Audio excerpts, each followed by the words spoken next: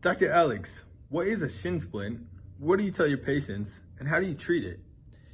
Shin splints is a layman's term for pain around the shin and the front side of the shin or inside the shin. There's two different types of shin splint. One is on the front outside. I'm just gonna stand up here and you see me there? Shin splints out here is completely different than shin splints in here. The type in here is called medial tibial stress syndrome.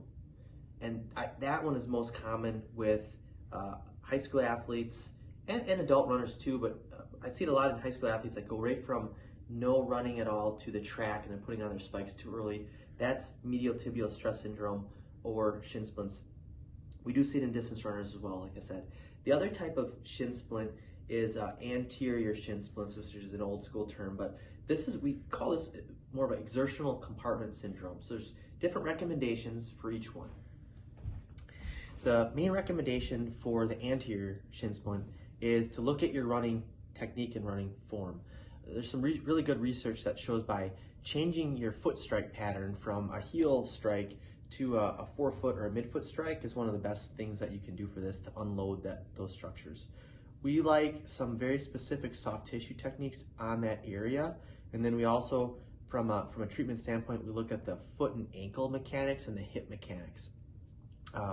For the medial tibial stress syndrome, or the pain on the inside there, one of the biggest recommendations I can make is just be aware and be cognizant of the terrible twos of shin splints. Too much, too soon with too little rest and too little recovery.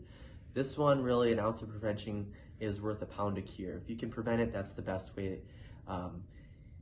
There's some specific stretches and strengthening exercises that we typically recommend.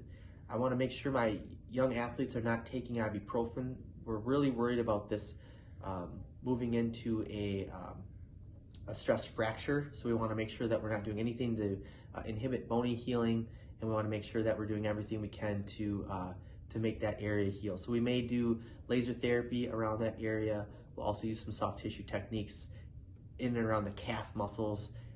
We'll use dry needling techniques right along that shin area, which can be kind of painful, but can be very beneficial and helpful in speeding this along as well.